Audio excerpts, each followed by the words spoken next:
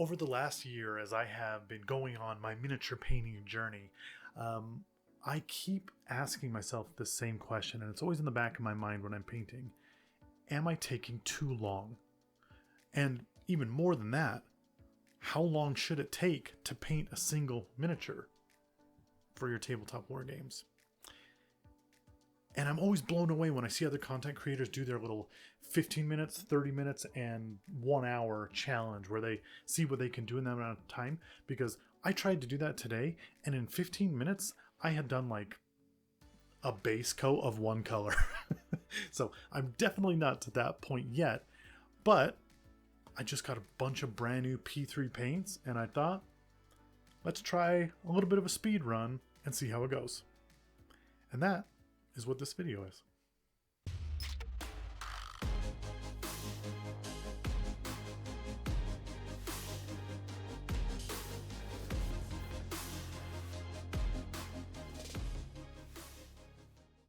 So, first things first, what am I painting? Well, that's a little hard to explain, but basically it is a undead elf that lives underground. And as I've been painting her, I kind of tried to keep those things in my mind, skin color, hair color, things like that for somebody that would live in caves and has lived in caves for potentially a very long time.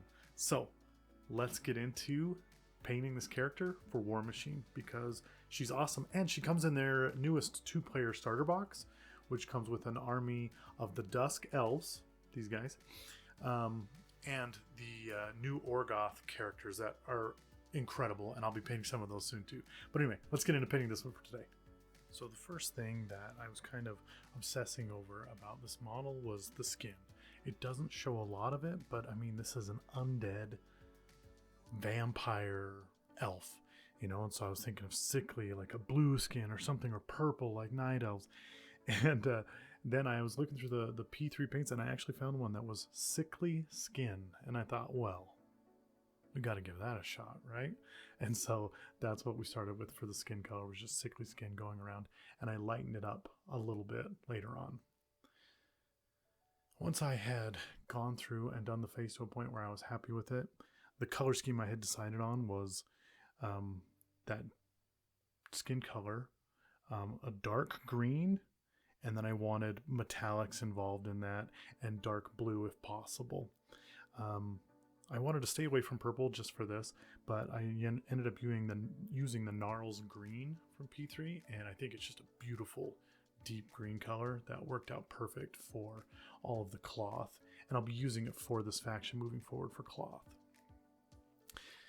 Now, I spent a lot of time wondering what to do with this cape, and even though I said I didn't want to use purple, in the end I thought, what goes well with these colors? And I thought this is going to be a night elf, an elf that lives in darkness. And so the cape has to be something dark, and I didn't want to continue with green, and I thought of feathers, and I thought, well, we can do purple. Purple feathers, I mean, they're going to look really, really good. And even as I was painting them, I thought, this looks good, but I can do better than that. And so once I had started painting them all purple, I thought, let's give them some blue tips. And so I moved on from Ruddy Blush, was the purple that I used from P3, and I moved over to Exile Blue, which is just a beautiful, beautiful deep blue. And I did it fast enough that I was able to kind of go over this and almost do a wet blend because the purple hadn't dried out too much yet. And in the places where it had dried out, I was able to wet the brush down a little bit just with some water and kind of blend the two colors together. So I thought I got this really nice looking fade from that purple over to the blue.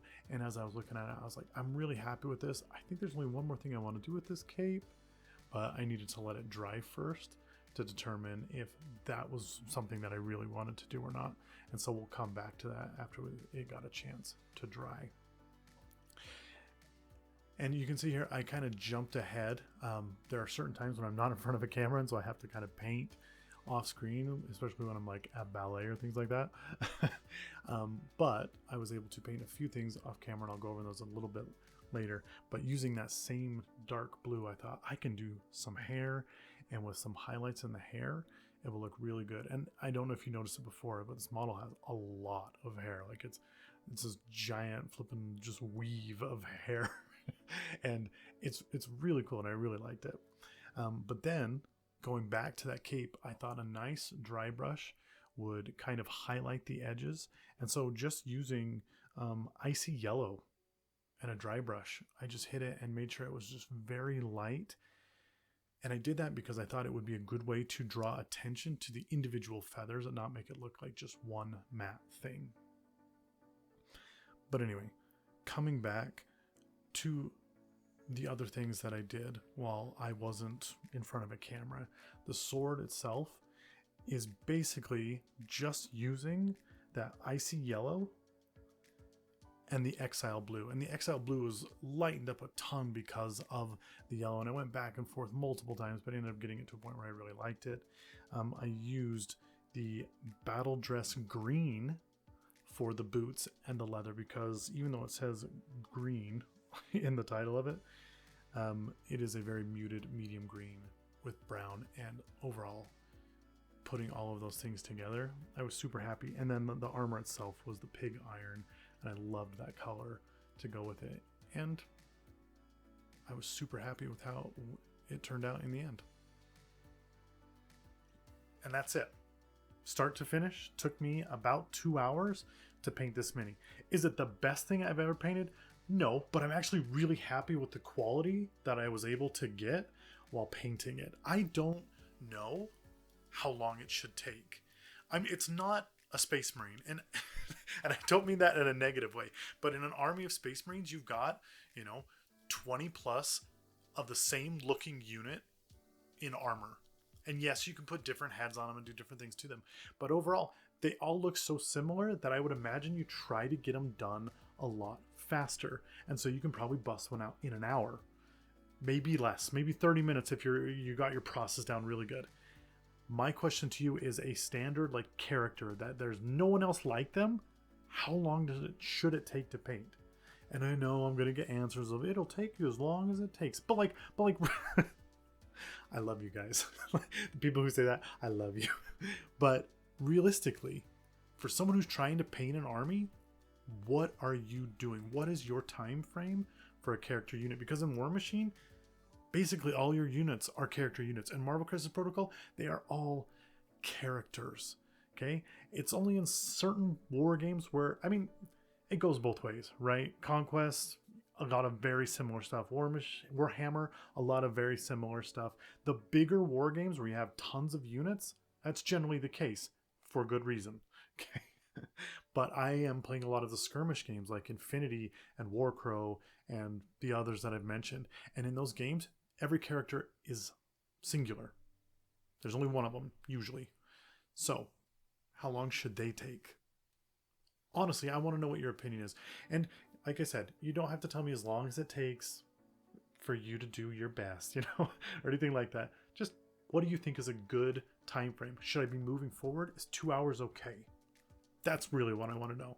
I want to know if I'm doing good, and I need you to tell me because I am shallow and empty and I need that kind of support. So if you're looking for more shallow, empty content about painting miniatures, please like, subscribe, and hit that bell and you'll be notified of the videos to come out. Like I said, I've got more Dusk miniatures to paint. I've got Orgoth coming. I've got all sorts of stuff for Warmachine. But that's not all. I got Warcrow, I got Infinity, I even have some Warhammer stuff on a back burner, and I just got a fantastic giant model from Conquest that I am dying to paint and bust out the airbrush and see how these P3 paints do in an airbrush. So, if that interests you, stick around. Because here at Pulsegate Games, we're all about making your tabletop gaming experience the best it can be. And as always, don't spend so much time building your world that you forget to spend some time in it. Till next time.